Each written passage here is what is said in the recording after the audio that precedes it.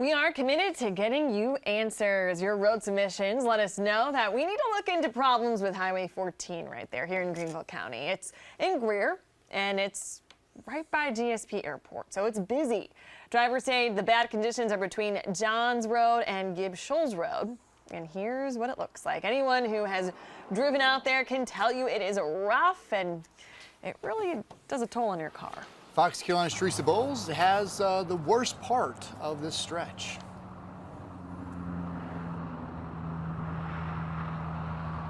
That part, Cody, is across from GSP International Airport, and if you'll look here, you'll see why that part takes the cake. Lots of potholes over here. I can even hear how loud it is when cars drive over those potholes, but thankfully, a project is coming this way. Those potholes are crazy. They're crazy. They've gotten worse since they were doing all the work on the Gateway project, and the traffic here has just gone up and up and up. 24,000 vehicles every day, to be exact, according to the SCDOT, and this is the result.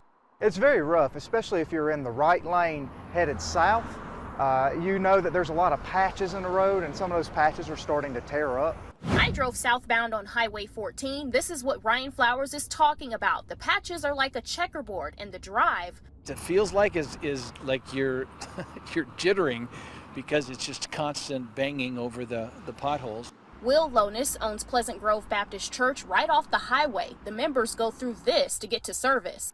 There's a number in the community that are 70 and they're driving, and that makes it much more dangerous for them. Especially in front of the airport. From the quick trip near Johns Road to Gibbs Shoals Road, the holes have drivers flying off the handle. What are we doing? What is happening with the roads that we can't even take care of our big highways coming off of the interstate from the airport up to the towns? The highway leads to the I-85 ramp in Greer. Tina Noe's car battles 14 so much she eventually had to file a claim. We've had some damage to a butt rim, and we had to submit that through the SCDOT, and it took a while, but they did reimburse it. The DOT confirms so did 9 other people over the past year, but Noe says it shouldn't have gotten this far. I travel here every day. It should make it a priority. I work here, I live here, so I spend all of my money here. I spend most of my time here. And if I'm going to encourage people to come here, I want to give them good roads to drive on. The SCDOT says they're on top of it. The area next to GSP is under contract. They'll start resurfacing at the Spartanburg County line and end past Highway 80. That's about 1/8 of a mile of work. It's a difficult thing. It would be wonderful if we would be able to get those cleaned up and fixed. Next is the 2022-2023 Pavement Improvement Program. Work will continue past 80 to Hammett Bridge Road. You may see some pedestrian ramp construction, but crews will start later this year or the beginning of next year with a projected completion time of September 2023. Flowers says he'll believe it when he sees it. We fix it and only kind of do half measures, and then it starts to fall apart again, but it needs to be done, and it needs to be done right.